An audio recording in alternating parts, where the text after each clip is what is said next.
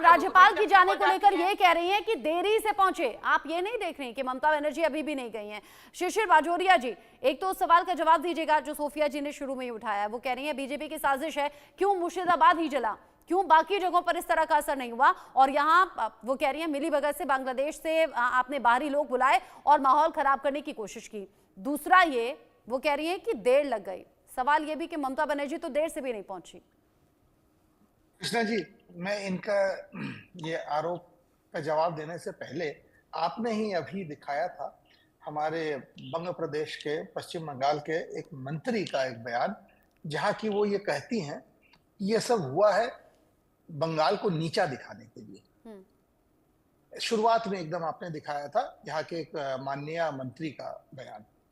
सबसे पहले ये बता दूं, ये 6 फरवरी 2012 के रात को तो बहुत दुखद घटना घटा था। ममता बनर्जी के जब सत्ता में आए ही थे, एक पार्क स्ट्रीट जो बड़ा मशहूर सड़क है यहाँ, वहां एक बलात्कार का कांड हुआ था, जिसको वो नाम ही उसका बन गया पार्क स्ट्रीट रेप केस। उस दिन से धारावाहिक हिसाब से आज तक हर घटना में होता है ये बंगाल को नीचा दिखाने के लिए किया गया।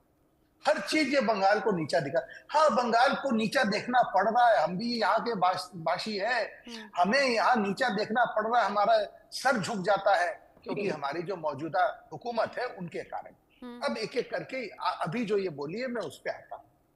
ये तो बोली है कि राज्यपाल देर से पहुंचे। शायद ये भूल गई कि ममता बनर्जी ने माननीय राज्यपाल जी को जाने से मना किया।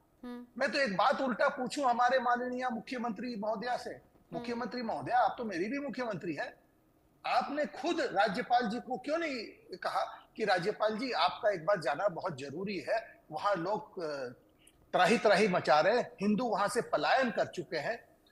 आप तो ये नहीं बोले, आप तो उल्टा बोलती है मत जाओ, मेरा राय आपको सलाह है कि आप मत जाओ। और आपके अपने मंत्री, 2 और मंत्री का मैं बयान देता हूं, इसको जिसको आप अपने मीडिया के भाषा में बोलते हैं ना कोट अनकोट, एक मंत्री जो कलकत्ता के मेयर भी हैं और मंत्री भी हैं, वो बोले कि ठीक है कुछ वहां से हिंदू भागे तो भागे, तो क्या हुआ, वो तो अपने राज्य में ही है, उनको तो बंगाल में सुरक्षित महसूस करते हैं इसलिए वो भागे।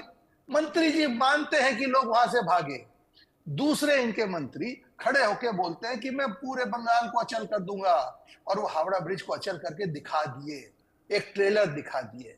और ये जो बोल रहा कि भारतीय जनता पार्टी करवाया है बांग्लादेश से, अरे भाई महोदया, आप तो टीएमसी यहाँ पर बिगर आयात कराए बांग्लादेशी वोट के अलावा तो जीत नहीं सकता। आपको तो वोट में आयात कराना पड़ता है, दंगे में आप आयात कराते हैं। ये जो आप बोले कि जाके वहां से बांग्लादेश से लोग आए, दंगा करके चले गए, कानून व्यवस्था क्या आपने छोड़ दिया? यदि कानून व्यवस्था तृणमूल सरकार छोड़ दिया तो फिर उसका तो वो कह रही है कि बॉर्डर केंद्र के अंदर है ना, इसलिए बॉर्डर से ये सब कुछ हुआ है, वो उनके हाथ में नहीं। माननीय महोदया, मेरी छोटी बहन, जरा एक चीज समझ लीजिए, बॉर्डर में हो या जहां भी हो, कानून व्यवस्था राज्य सरकार का होता है। बीएसएफ किसी एक व्यक्ति को हिरासत में नहीं ले सकता। यदि आपको पता नहीं है तो पता कर लीजिए। यदि बीएसएफ किसी एक व्यक्ति को भी रोकेगा तो उसको संगे संग उसको पश्चिम बंगाल पुलिस को देना पड़ता है, और उसके बाद क्या देखा जाता है, धारावाहिक हिसाब से पश्चिम बंगाल पुलिस उसको छोड़ देता है। एक बार नहीं, हजारों बार हुआ है, क्योंकि यहाँ तो गौ तस्करी, ठीक है।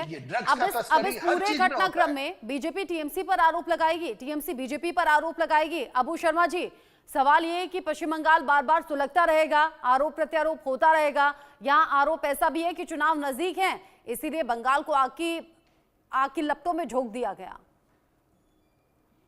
देखिए मैडम, हम लोग एक डेस्टिनेशन मैरिज बहुत सुनता है, हाल ही में बहुत डेस्टिनेशन मैरिज होता है, लेकिन डेस्टिनेशन दंगा ये भारतीय जनता पार्टी और टीएमसी वो सिलेक्ट किया, डेस्टिनेशन सिलेक्ट किया दंगा के लिए मालदा और मुर्शिदाबाद। आप देख लीजिए उत्तर 24 परगना में ये है मुस्लिम समाज के लोग हैं, वहां भी बॉर्डर है, लेकिन वहां दंगा नहीं हुआ। दंगा डेस्टिनेशन सिलेक्ट किया गया, जो वेन्यू सिलेक्ट किया गया वो मालदा और किसने सिलेक्ट किया? भारतीय जनता पार्टी और टीएमसी मिलकर, ये दोनों मिल के किया। और क्यों किया? क्यों किया? किया इसलिए ताकि वहां कांग्रेस सबसे शक्तिशाली है। कांग्रेस का जो घर है पश्चिम बंगाल में, भारतीय जनता पार्टी अपना केंद्रीय सरकार जो है, एक भी कैबिनेट मिनिस्टर नहीं है।